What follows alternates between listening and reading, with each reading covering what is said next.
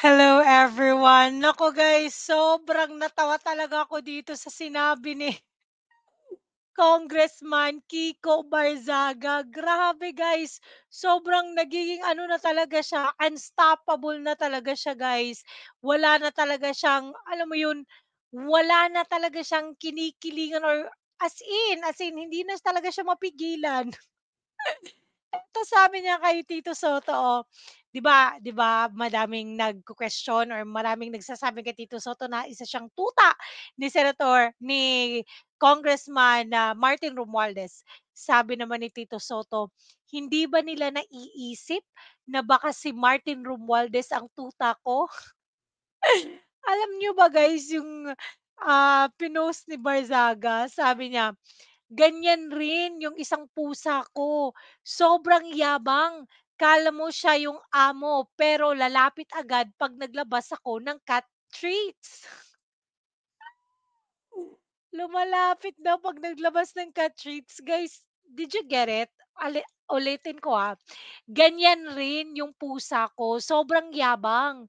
Kaya akala mo siya yung amo, pero lalapit agad 'pag naglabas ako ng cat treats.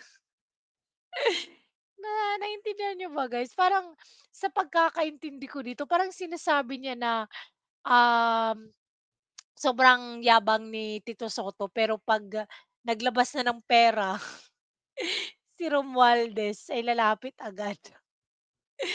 Nakakatawa talaga guys, ta's alam niyo sabi dito ni, ah Kiko Barzaga, sabi niya, "I fought against Martin Romualdez knowing the consequences to myself and my family. A soldier does not go to war believing he will return home safely. He fights for his country no matter the cost." Wow!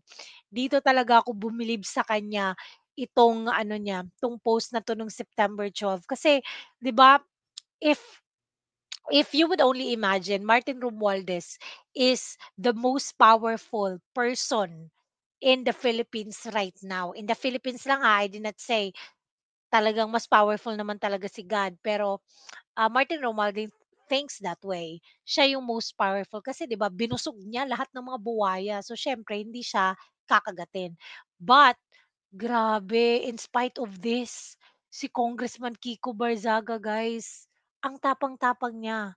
Ganito yung spirit ng mga Gen Z, dapat mas madami pa talagang mag-stand up 'no, na tulad niya. Grabe, imagine mo 'yan, 'di ba, kinuwestiyon or, nakipagbarzagulan na siya kay, 'di ba, kay Rimulya, kay Tito Sen, kay Martin Romualdez.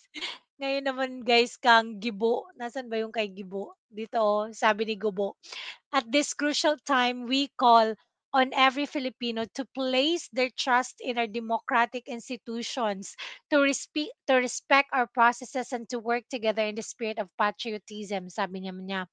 "The Filipino people trusted in the democratic process, respected and worked together with the government, but the House of Representatives betrayed us." Totoo.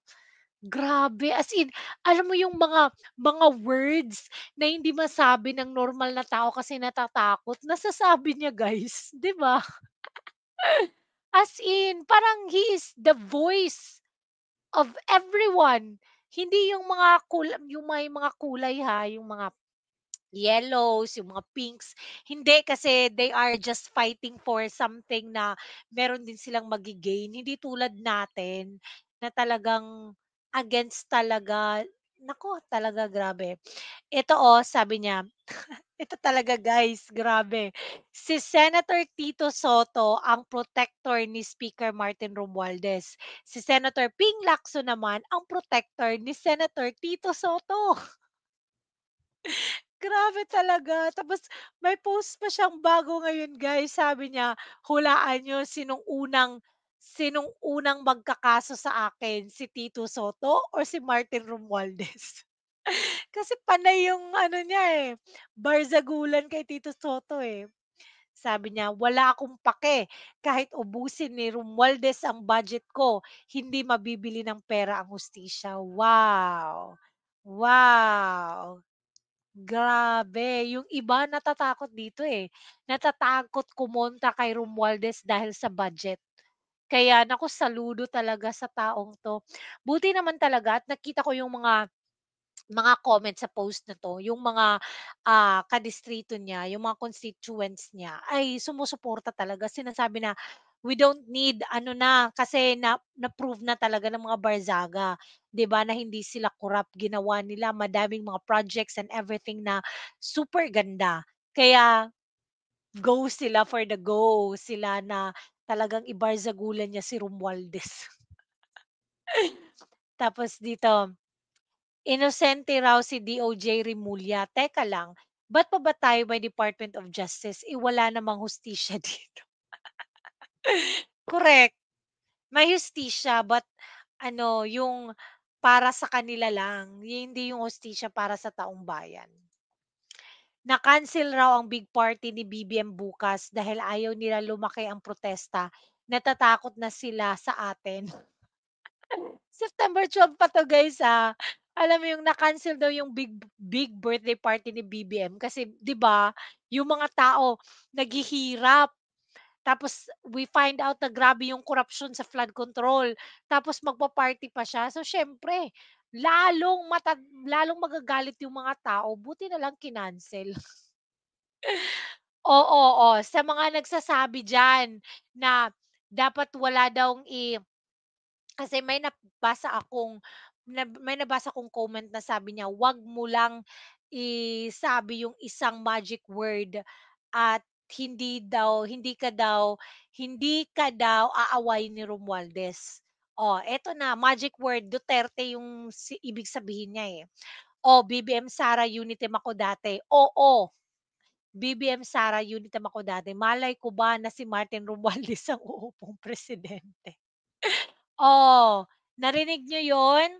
BBM Sara ibig sabihin Duterte, pro Duterte si Kiko Barzaga, 'di ba? Hindi naman niya kakaawayin si Romualdez kung hindi siya pro Duterte. Kasi yung mga Yellow Pinks guys, nakikinabang sila sa ginagawa ni Romualdez na pabagsakin si VP Sara. Kasi 'di ba, ano ba naman at pababagsakin niya yung number 1 sa survey, o 'di ba makikinabang talaga. Kaya wala kang naririnig ng mga kakamping at mga dilawan na kumukontra kay Martin Romualdez ngayon.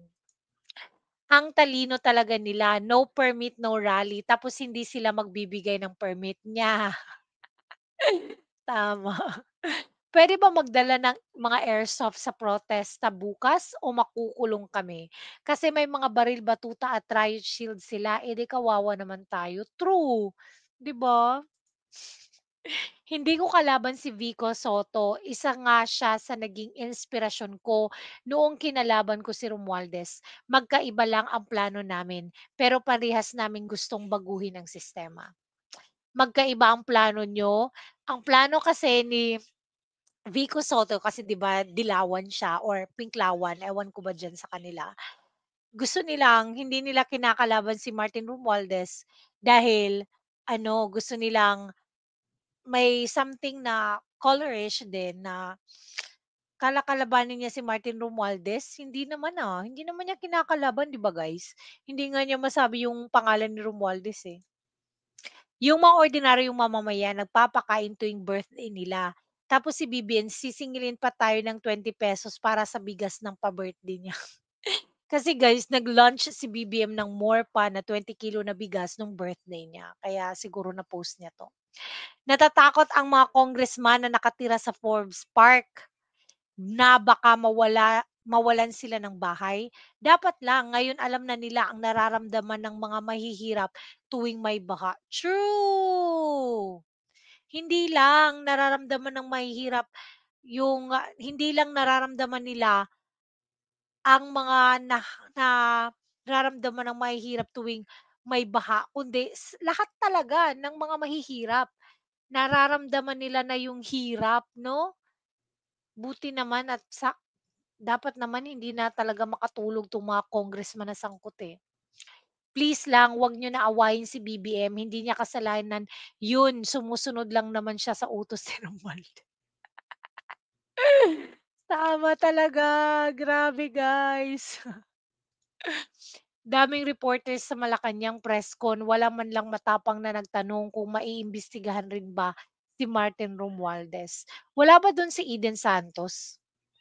Kasi kung nandun si Eden Santos yung talaga yung ano natin, eh, the ano, eh, alam mo yun, the nation's reporter, ano pa yung pambansang kasi talagang nire-represent niya yung mga tinig ng taong bayan, si Eden Santos. Wala yata dun kaya hindi natanong.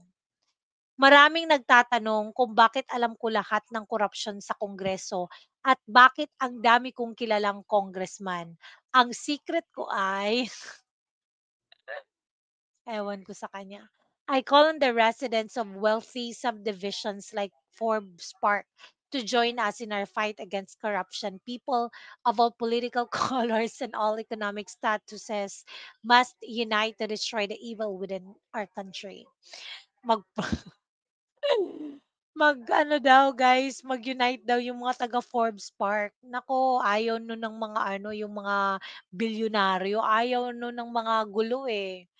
Oo. Tapos natawa talaga ako dito sa wealthy subdivisions.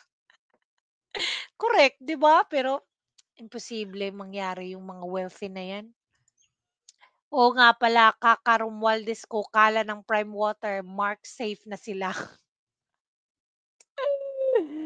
Oo, prime water ng mga Villar. Naku, talaga.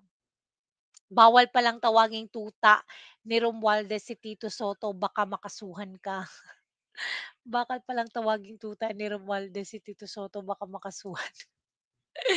Interviews planned with Karen Davila, O.G. Diaz, Jessica Soho, and many more. I will be presenting my plans for the future of Congress. Grabe talagang mag-joke 'to si ano, Kiko Barzaga. Grabe guys.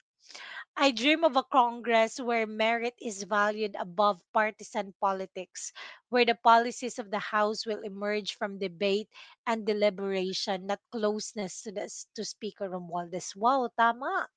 Siguro na ano na niya yan, na-feel na niya yung ginagawa nila within 2 months niya na panunungkulan sa Congress, no? Tinanggal na raw ni Marcos si Zaldico, natatakot na sila. Sino kaya ang susunod na matatanggal? Saan tinanggal? Tinanggal na raw. Saan kaya tinanggal 'no? Hindi ko maintindihan 'to. Either kasama siya sa mga congressman na nagnanakaw ng daan-daang bilyon o hinahayaan niyang manakawan ang bayan ng daang-daang milyon. Ewan ko din, both of them. Number one talaga, tsaka number two, oo rin. Pustahan tayo sinong unang magsasampa ng kaso sa'kin, Tito Soto or Martin Romualdez? Oh, 'di ba sinabi ko sa inyo may post siya na gano'n. Several congressmen are fleeing the country in fear of the coming protest. Natatakot na sila. Sino kaya 'tong mga congressman na 'to? 'Di ba may ano, 'di ba may ano 'yun, travel advisory dapat. Dapat walang congressman na mawala. Dapat lahat sila intact. So, yun lang yun guys. Anong masasabi niyo tungkol dito kay Congressman Kiko Barzaga? Sobrang dami niyang followers after nung nagladlad siya na makipag-away kay Martin Romualdez. Grabe.